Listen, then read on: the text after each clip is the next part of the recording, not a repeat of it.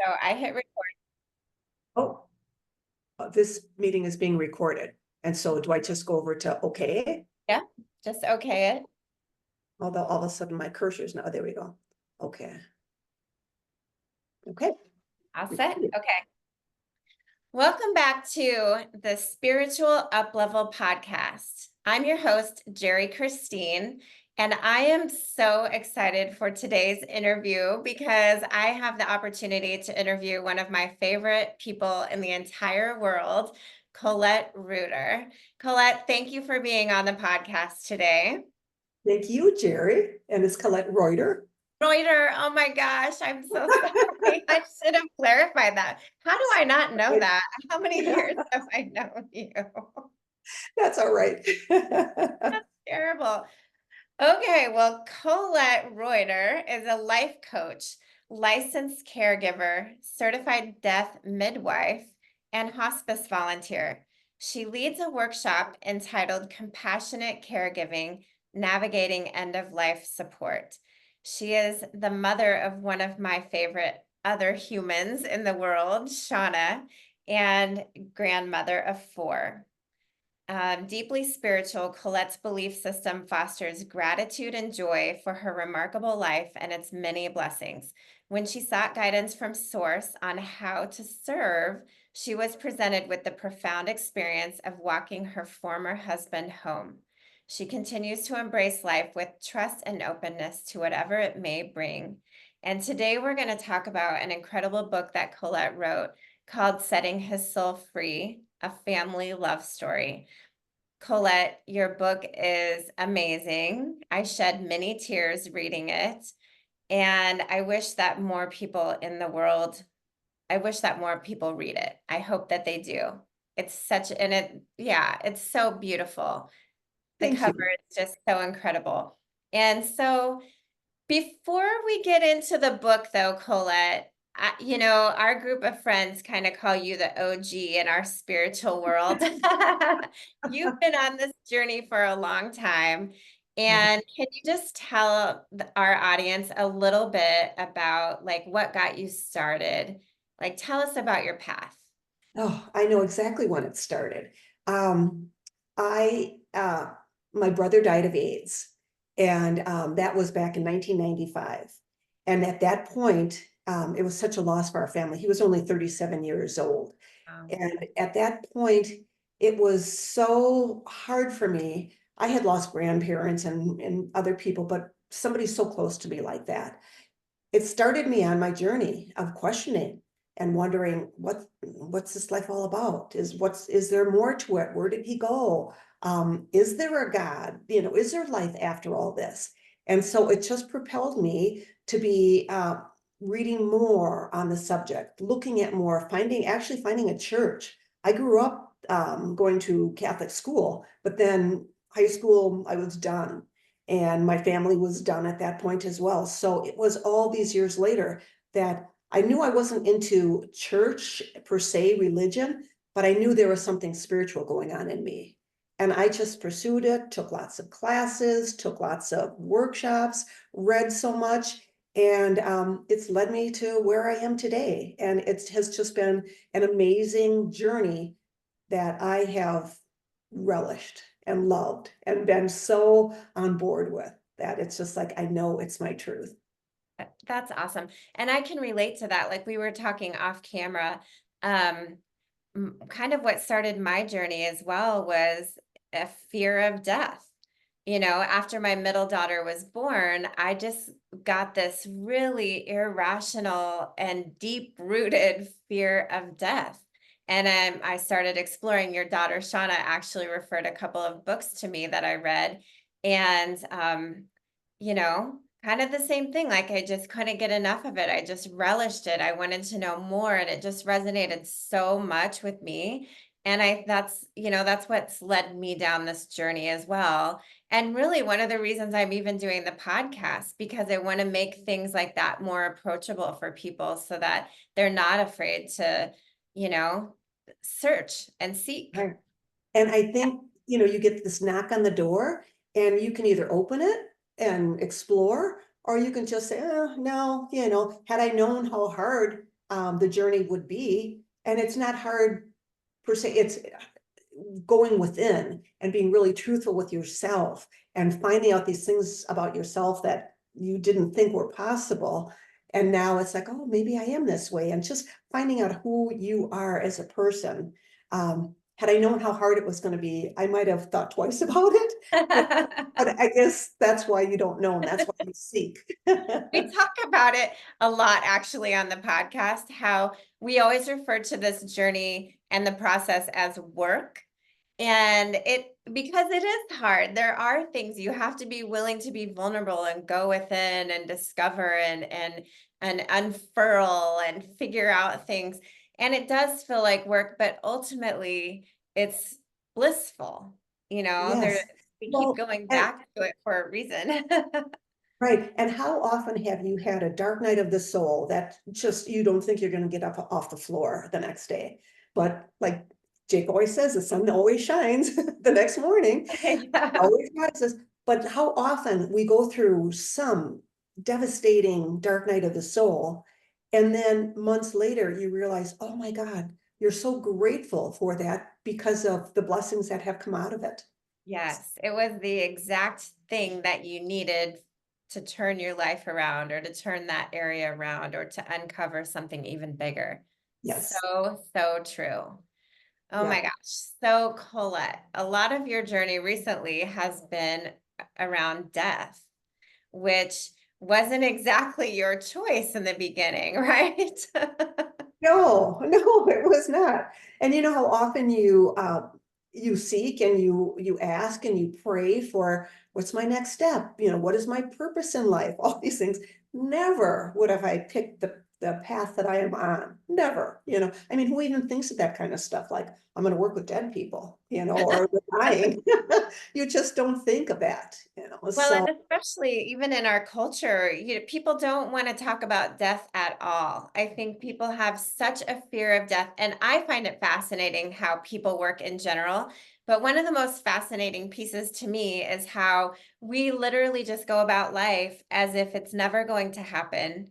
We completely avoid it. So many people don't plan for it, even by having a simple will so that their loved ones don't have to deal with, you know, their estate and whatever else afterwards. But we deny it so much, yet it is the one thing that is going to happen to all of us. you can be guaranteed that. Yep. Yeah. And Yes. why do you think we're so fearful of it? Is it just the unknown? Well, the unknown, but I also think that there's been a taboo around death that I think we really, if you look back like 2 generations ago, people were dying at home. And Hmm. so you were around it more. The grandkids were there and they were running around and you had grandma in your home, in her bedroom or a bedroom. So she was around. Or they were around and we saw it so much more. Then after they died, they were laid out in the parlor, the living room. People came and they, we did everything at home. And we didn't, go to funeral parlors and get the formaldehyde and all that sort of thing. We just knew what to do, and people sat and they brought casseroles and all that stuff.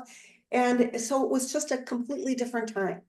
And I think that's after we started saying, nope, this isn't going to work, and changing that practice, I think that's when it got a little more taboo. All of a sudden, kids don't know. They don't talk about grieving. They don't talk about dying so much. They don't know other than, oh, grandma just died. Where did she go? Oh, she went to Yeah. heaven. So I Yeah. think and I think that was one of the reasons why I went into death midwifery, because that's is changing, helping people die at home or helping people die the more natural way. And I, haven't done a lot in it yet, but just the experience that I had with my ex-husband, it was so natural. And it was, the grandkids were around, but the kids were around, and it seemed really natural. Wow. And So I hate to let's keep repeating the word, but that's what it felt like. It felt like, oh, this is the process of life. Well, natural is the word for it. It is natural. Like we said, it happens to, spoiler alert, it happens to everyone. It's going to happen to you, and we can either fear it or we can embrace it. And, in my belief, I just believe it's a transition.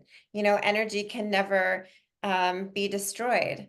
And so the energy, the essence of who we are goes somewhere. It just leaves the physical body. So it is natural. I agree. So let's get into your story because you do say the book is titled Setting His Soul Free, a Family Love Story. And like we've said, this was your ex-husband. And Yes. so I want to just commend you right then and there. My parents are divorced, and I cannot think of a situation in which they would probably do that for one another. And, I think a lot of like that just shows how big and selflessly you love Colette and Oh, how willing you are to do what you're led, what spirit leads you to do. thank So you. tell us about how did this come to be that you found yourself walking your ex-husband home on his journey? Well, as I said that, I was asking how I could serve, because I'm at that stage in my life now where it's not just all about me, and I realize the importance of life and serving others. And so I was just, talking to God all the time and however you need me, blah, blah, blah. And Jerry and I divorced, and we were never, of course, we went through anger going through a divorce, but we worked that out. And for each of us, our children were the most important thing. And we were not going to pit each other against the kids, have one, like, oh, I would never trash him, nor would he trash me in front of the girls. So it was just like that. That was the understanding that we had with each other. And I would stay in touch with them, when phone calls on birthdays and um, holidays. On Father's Day, I always called him and reminded him what a good father he was. And he always did the same for me on Mother's Day. But then when it got to be later in life, and I knew that he had COPD, he shared that with me. And now he lived in a different state. So when I'd go back to see him, I could see him and how much he had changed. But then later on, he got lung cancer as well. Mm. The lung cancer isn't what killed him, though. It was a COPD where he just had trouble breathing. So when it got to, and of course, I stayed on top of what was going on with him through the girls. They were always letting me know. And I had always told him, if you ever need me, I'd always be there for him. It's just kind of something you say. You don't know if you're ever really going to be called on it. So when Yeah. he did call me on it, it was like, oh, the rubber hit the road. I'm like, well, I have to tell you, I was petrified to do this. I thought, I'm not qualified for this. I can't do this. And so, I mean, I cried and said, I think you got the wrong person, God. I can't do this. But then I also thought, well, I don't pray. And then when a gift is given, say, no, that's not the gift I want. So I was like, okay, this is going to test me. I will do this. And the big thing was my girls. My girls were a part of the picture. And they had young families. They were working. They couldn't go and be with him. One of my daughters lived in Arizona where I live, and he was back in Wisconsin. My other daughter was 90 miles away, 90 minutes away from him. So I knew that I had the time to do it. And so I went there, giving it my best shot, and that's how I ended up there. And it was much bigger than I had anticipated, much, much bigger. And when I went there, I was thinking I was doing this for him and for the girls. It wasn't until after I was there that I realized how I was doing it for myself as well. Oh, wow. Yeah, when God gives a nudge, the best thing to do is say yes and just Even do it. though, even though it could be frightening, yes. Wow. Wow. And so in your book, I love how it's written because it's so vulnerable and real. And you don't cover up the hard parts. And, I mean, it is just really honestly what happens, like having to give someone a bath or help them go to the bathroom and all of these things, again, for your ex-partner, Walk us through a little bit of that, because I think, in our culture, people get put in nursing homes and they, kind of get sent away when it becomes inconvenient. And you stepped right into the inconvenience. And like you just said, it became a blessing for you. So kind of walk us through a bit of that journey. Well, it was definitely a transition for him and for me. And for me, my goal was to help this man through the end of his life with dignity, and also being able to, I wanted to open his be there for him for his heart opening. And he had been an agnostic for most of his life, which an agnostic means that they just need proof. It might be there, they don't believe because they haven't had proof on it. Well, he and I had many discussions of faith and God and all that sort of thing. There's no proof. There is no proof. You have to find it in your heart and your belief and your faith and all that sort of thing. But he was very stoic. He was brought up with a very stoic mother. And so his feelings were very, to himself, very private. And that was one of the problems we had with our divorce. He was like, these are my feelings. I don't need to share them. And I'm going to keep them to myself. And me, of course, I'm a touchy-feely. Let's all feel together. So when I went there, I realized I was going to have to do things differently. I needed to listen to him more. I needed to, at one point, we kind of had a discussion about our divorce and our marriage, but it was like, it was going nowhere. And it was so long ago that it was like, well, this is unimportant.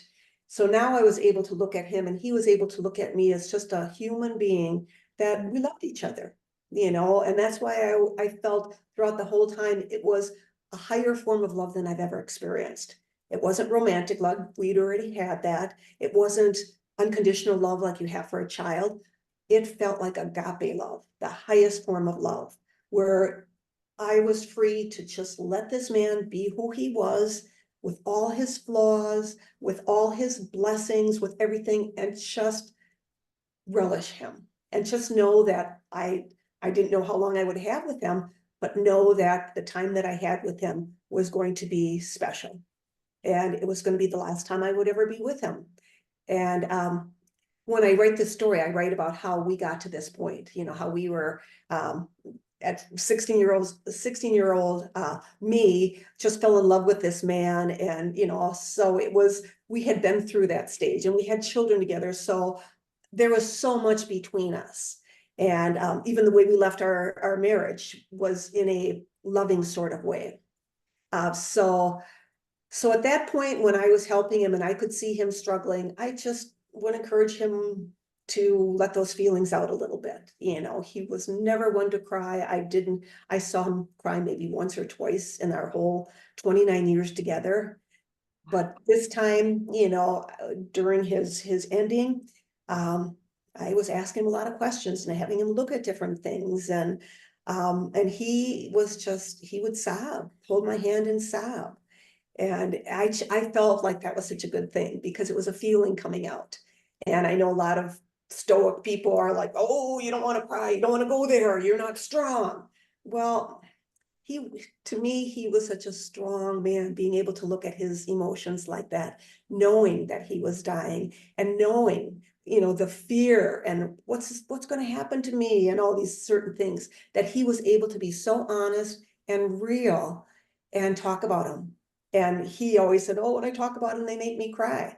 I'm like, well, that's okay. It's just, I kept thinking, this is what's bringing him closer to him going home and having a free heart when he gets there.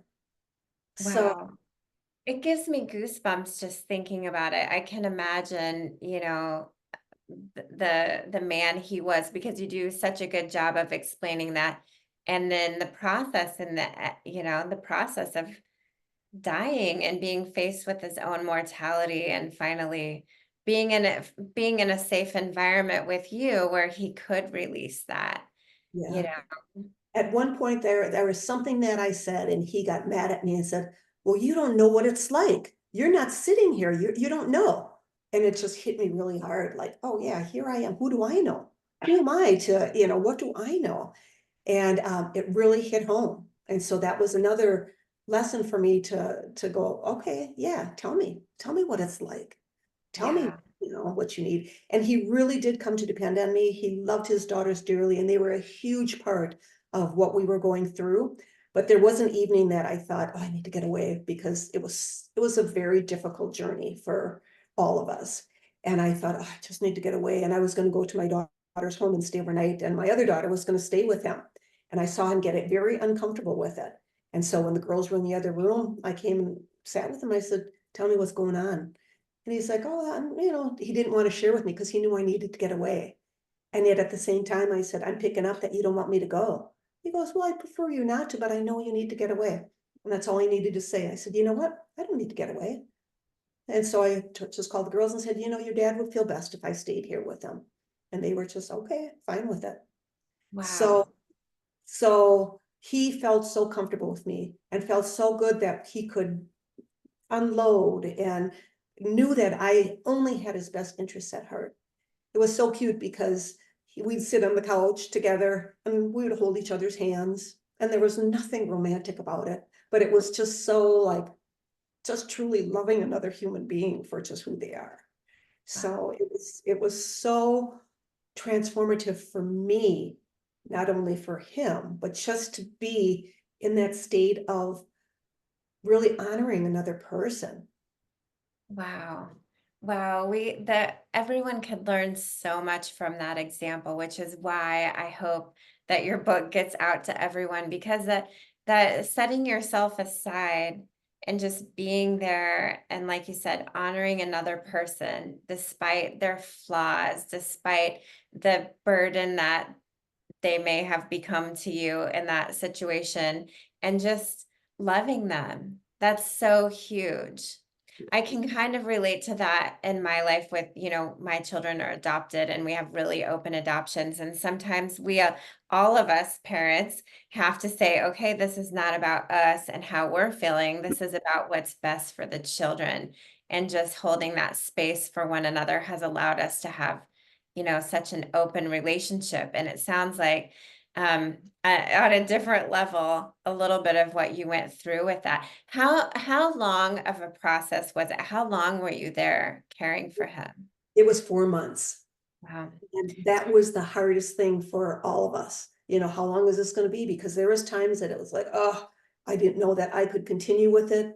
Um, it was just amazing how it just drained everyone of their energy. I wasn't even doing much other than, tending to him. And yet I was drained all the time. It was such an emotional drain. And that's where, people have asked me, well, was he in a lot of pain?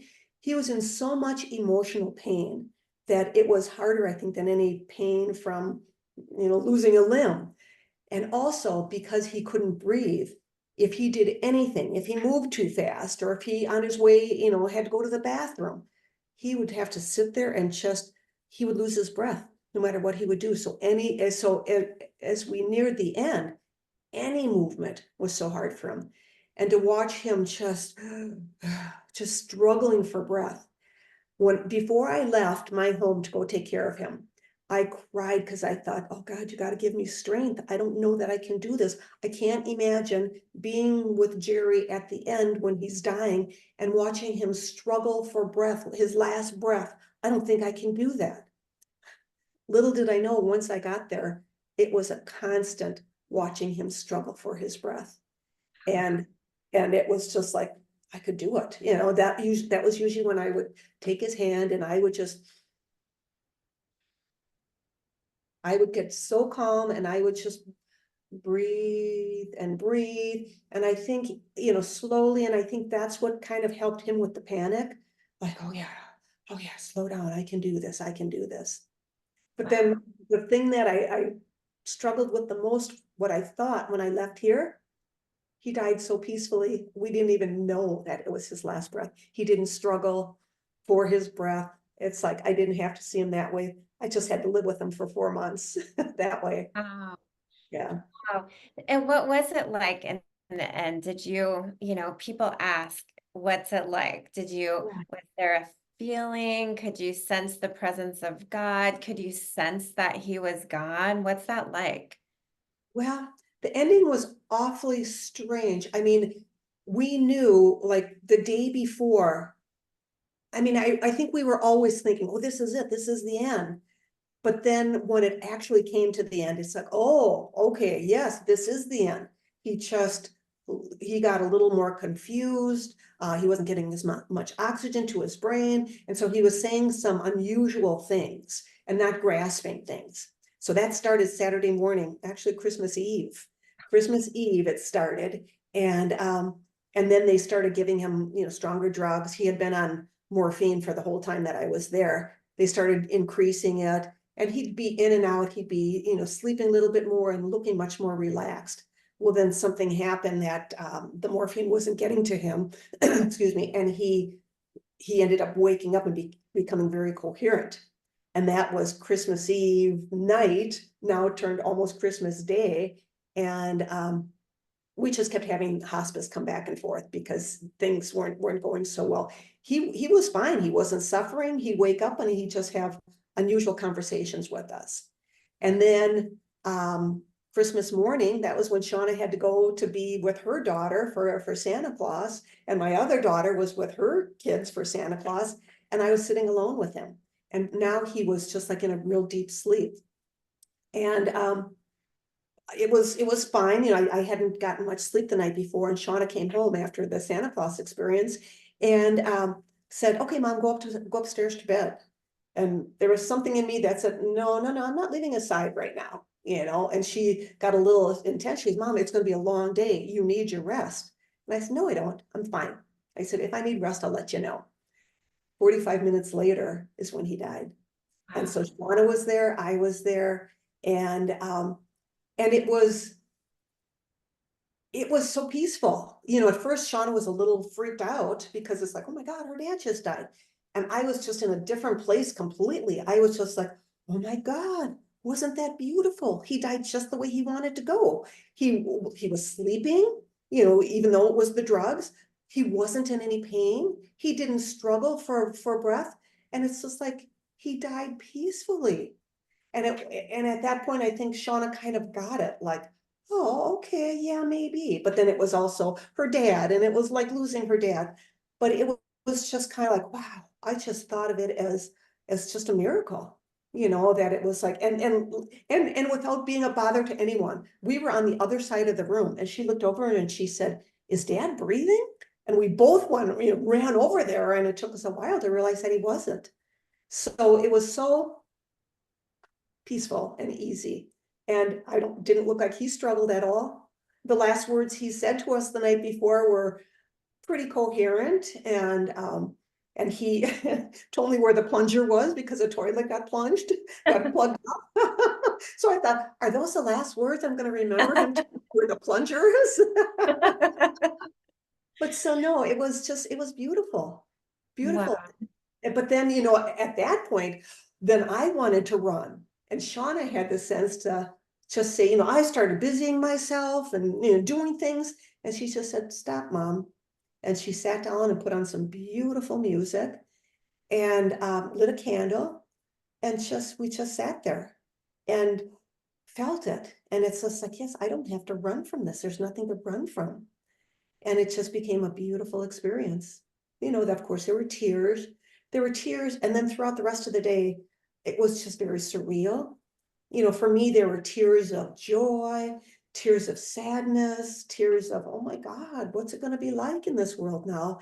And yet I was so happy for him. I kept thinking, man, he's at peace. He's at peace. That ravaged body he doesn't have to carry that around anymore.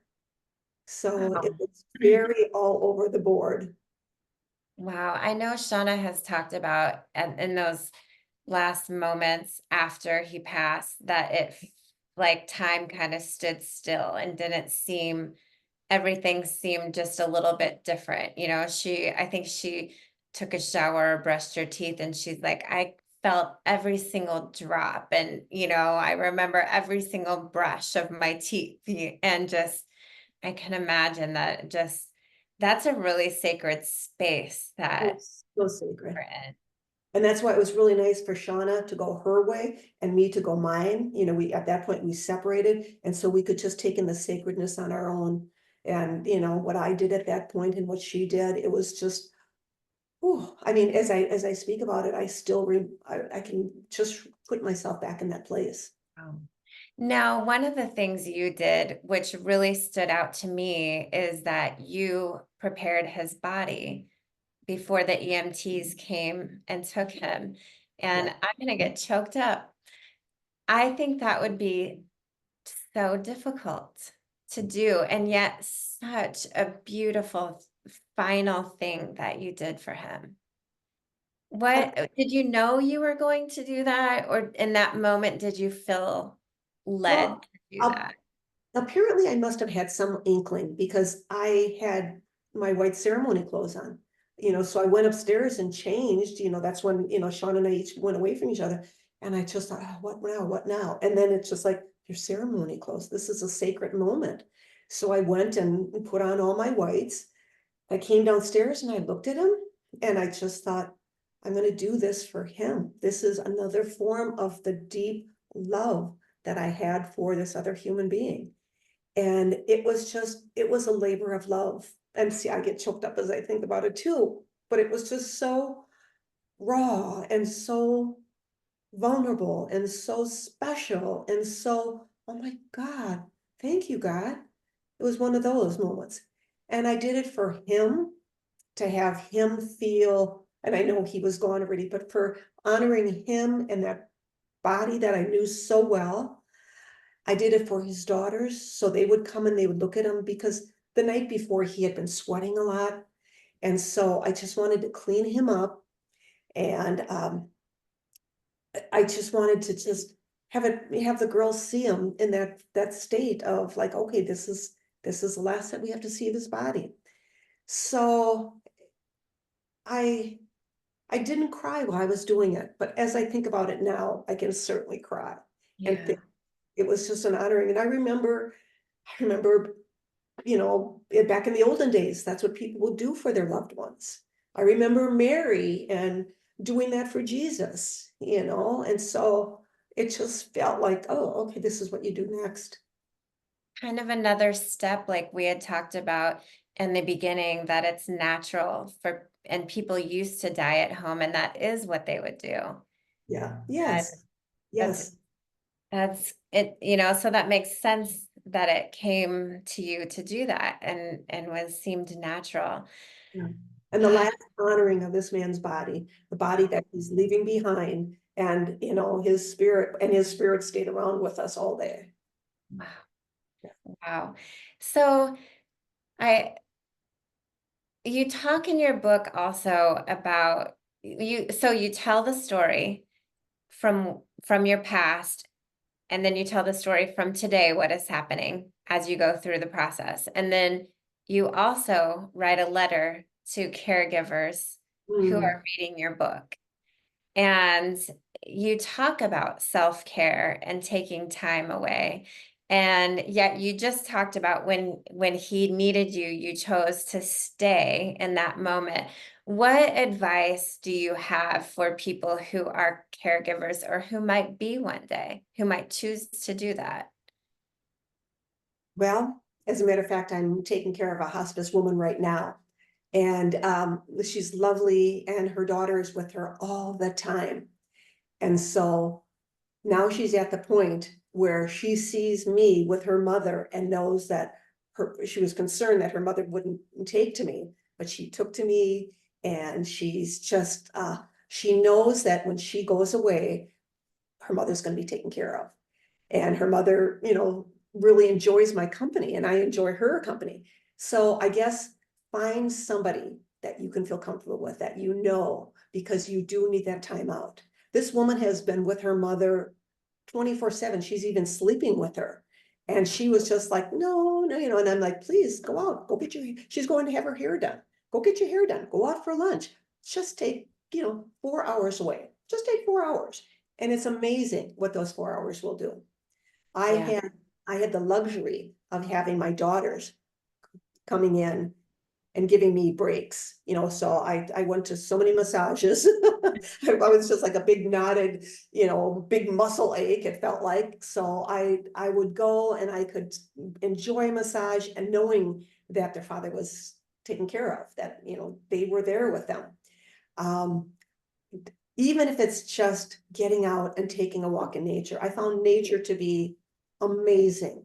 Just walking and just getting fresh air.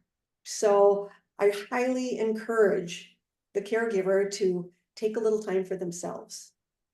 I imagine being in nature during that time too is special for you because you have you're just faced with the reality that the person that you're loving won't experience this Right. again. And you get the blessing to be able to do that. Yes. Something we take for granted, you know. Something we take for granted. I think I even wrote about it in my book, like I fell one day on the ice when I was walking and I was crying and boo-hoo, I mean, it was good for me to just get tears out in any way I could get them out. When I came back and told him, oh, I did this, that, I looked at him and I'm like, oh, look at me complaining. He's been in that same chair, his command center, I called it in the book. He's been there for months. The only break that he gets is going to the bathroom, Mm. getting out of that chair, and then he's right back in it. He slept in it, he lived in it, and it's just like, wow, it just makes you look at your sufferings, like you think, I'm suffering so much, is just nothing. It's just like, really? I'm complaining about this when I look at this man, who is just going through so much, and I'm complaining that this is taking too long. It's like, this is hard. It's just like, and that's why I wrote about being all those feelings that I had in the book to let the caregiver know that's reading this book that that is normal and that's okay. And it's all right to have a pity party with yourself every now and then because you're only human. And and know that, hey, you're still doing God's work. You're still being that lighthouse for somebody, just guiding them home. So it's it's it's a when you are put in that position that you're doing that, it's not always easy. And yet, if you can look at it differently and look at what an honor, and that's the way I looked at it, what an honor I've been given to do this for another human being. It made me want to go into, being a death midwife. And it's like, I want to do this again, not only for other people and for, just to feel good, but also because I felt so connected with spirit when I was doing this. Like I'd be upstairs sleeping and all of a sudden out of a sound sleep, I'd wake up and I'd hear, you got to go help them. And I'd be like, no, I don't want to get out of bed. It's too nice and warm in here. And I then eventually I'd go down, and sure enough, I'd go down there at just a time when he needed me. Didn't, he wouldn't ring a bell, he wouldn't call on me. But at that point I knew, oh, he needed me. And he was always, and I think that's what finally got him to open up and realize that, okay, this is the proof that I need from being an agnostic, because at 4 o'clock in the morning, I'd come downstairs and I'd say, hey, what's up? And he'd go, wow, how did you know? Like I just, it just messed in my pants. And I didn't know what I was gonna do. And then I come around and say, well, here, let's clean it up. Let's take care of it. And so I think it was those inklings that I know I got, and I know they were hits from spirit, but I think he finally got it, like, oh, okay, maybe there is some truth to what she's saying. And at one point I even said, see, God's got us. You don't need to worry. And I Wow. and I think those were the the the incidents that he needed to go through to realize that, okay, I can open up. I can let my spirit enjoy this and go to the next level, because it's not going to be so scary and it's not going to be the end. I'm gonna live on in a different form, in a different transition, in whatever his beliefs are or our beliefs are. I feel him around me a lot. Wow. And yeah, you were being such a conduit for God and for spirit that you heard those nudgings and you were able to be an example. I always say that God does miracles through us as humans, you Ain't know, that the truth? Yes. and it takes us saying yes and being in the moment and being willing. Yeah. So, oh my gosh, I feel like this is such a sacred conversation. It's a podcast that we need to keep moving. If we were just meditating together, I would just sit here in this Oh, feeling because exactly. it's I so agree. powerful.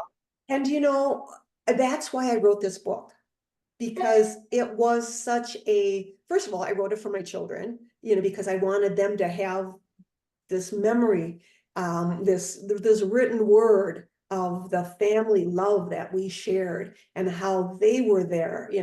Our cast of characters was amazing. Everyone stepped up to the plate. It was beautiful. So I wanted that to remember, 10 years down the road, after, that we've forgotten all this. But then I also wanted to do this for the caregivers out there, the people that are doing this for others, whether it be family, friends, or just, thrown into the mix. I wanted to put it in writing, and I wanted to be real and honest. I mean, I talked about a lot of my vulnerabilities in there, how I grew up not feeling loved and all these different things, and the fact that he continued to smoke cigarettes, and I had to live in that environment, and I hated it. I just hated it. And I could take it for so long, and then I would come unglued. And so I wanted it to be a real, vulnerable, honest depiction of, wow, this is messy. It's hard. But then it's got the happy ending of we got through it. And I saw this man's soul go to the next level. And I saw my daughters and I come to a different understanding of death, life, family, and just going through a really, really tough, probably the toughest experience they would ever go through, going through it and coming through on the other side, and showing how it shaped them and how it will continue to shape their lives. Yeah. And just to show them how amazing they are, to remind me how, spirit is there. And that's why I want to help other people, because I want to get that close connection with spirit again. Wow. I want that direction that I felt so clearly when I was doing God's work. I want to encourage you too. I think there's another group of people that will be very moved by your book, and that's the people who may they may not be caregivers, they may not intend to be caregivers, but there might come a time in their life where they have the option of, you know, a loved one going somewhere else or staying home if they just say yes. Because Yeah. I know that that is something that it did for me, is like, okay, I'm very clear that if I have the opportunity, I would do that following your lead, rather than say, okay, where can we send them? I would, Yes. yeah, Yes. it's just, Uh, it's so well, you did such an amazing job of being vulnerable and real and raw and not sugarcoating it, and I really appreciate that because it's just relatable, you know? On every different level, the good, the bad, and all the in between, like you said. So, Colette, what would you say is like you mentioned, one of the questions I could ask you is, um, what gifts we can be given if we're just open and without fear going through this process? What is some of the gifts that you received that really stick with you? I think the biggest gift that I got for myself was realizing and kind of forecasting my own death.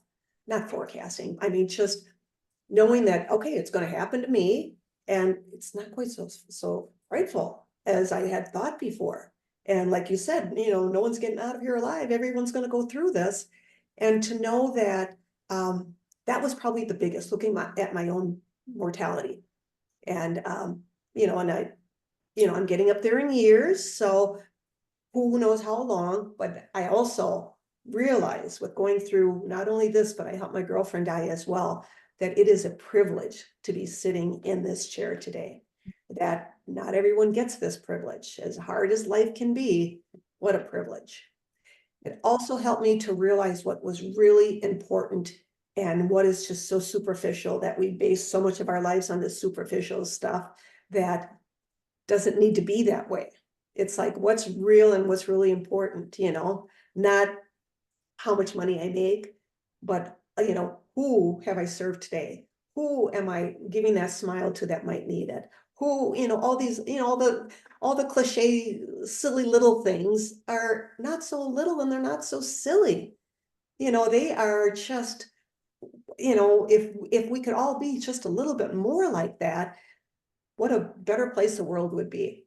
Yeah. So, It reminds me of the Tim McGraw song, Live Like You Were Dying. oh, yes, yes. Such a good song, you know. Oh, And I and think you're right. If everybody just took a minute to consider their own mortality, the world would be a better place. sure would be. Sure would be, yeah. And to know that that's okay, and not be so frightful of it. And just, it's like, if we can do it with grace and just, I'm sure some, are going to be afraid, but if you have a belief in what's going to come after, and maybe that's what people need to look at. Okay, what is your belief on dying? Look at it now while you're alive. Do you think, well, that's it, it's going to be done, it's going to be over?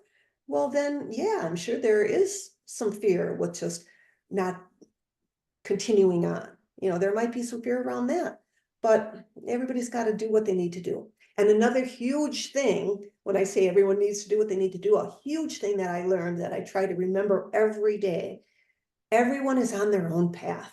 When I look at somebody and think, well, why aren't they doing this? Or why aren't they doing that? Or they should, it's just like, we have no idea what path they're intended to take for their growth and for their life and for their journey. So if I can just remember that, I can deal with all the people that I think are idiots when I'm out there driving around. And I don't think people are idiots. I just really, just reminds me that it's just like, oh, okay. Even with watching my children make what I think are mistakes. Are they mistakes or are they just what they need to learn? Yeah. Oh, that's such a good perspective. Wow. So before we wrap up, tell us a little bit, what is a death midwife? Because think this is a new concept an old concept coming back in our society today. Just give us an overview of what that is and how can somebody connect with someone like you if they need to. Well, they're becoming more and more popular, even though just kind of people, I can't tell you how many people I talk to that are like, what? They don't know what it is. But it's basically like a conduit. We're not filling in for doctors or hospice or anything. We are in conjunction with them. We are there for the families. Of course, like when you have hospice, they don't sit there with you for the whole time. They give you, drugs, they give you encouragement, they sit with you for a while. But a midwife during death can help you, can stay there. They're really like what you need and want, but they're there for the family, not only for the dying, but for the families. They can help with the funeral planning. If you want a home funeral, like I said, with, what, like we kind of had with Jeri, they can help getting affairs in order. That's one of the first things I would tell everybody. They don't even need to be dying. You need to have your power of attorney for financial and health and that living will and all that. And you can get them online anywhere you live. You just, like Arizona has them. You just go through the Department of Arizona. Everybody has them. And just filling that out can be such a huge blessing for the families, for anyone, just to, and maybe that's when you think about death, like, okay, what is it that I want? Do I want to be cremated? Do I want to be buried? Whatever. But that helps so much. And I really got off the track here. Yeah, right. And so a death midwife is just there to sit vigil or to help in any way they can. That's awesome. I imagine that that would become more popular as just this concept and openness of death and home deaths is becoming more popular because not all of us are necessarily designed to be part of that for, maybe once, maybe never, but Yeah, right. doing it once it would be, like I've told you before, if I was in that situation, I would want you and Shauna there. So I would imagine, it would It be would be an helpful if honor. my family was there that I could say, hey, you can call somebody like this and they can help you as well, So, Yes, and it's actually for somebody who may be alone, maybe they don't have family in town and they don't want to go into a nursing home or anything. They want to stay in their own home and needs help, that's so so beautiful. What yeah. a And it's just like, beautiful calling, Colette. Oh my goodness. well, How I've settled into it now and I'm like, okay, this is okay. Well, I can see how it's perfect for you, so I'm glad that you settled into it. How does somebody find you and find your book? Well, my book is available, Setting His Soul Free on Amazon. And so it's easy to find on Amazon. I also have a website, ColetteReuter.com.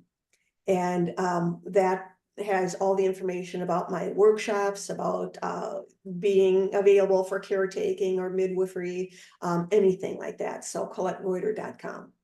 And when this podcast airs, we'll put your contact information so that people have the correct spelling as well.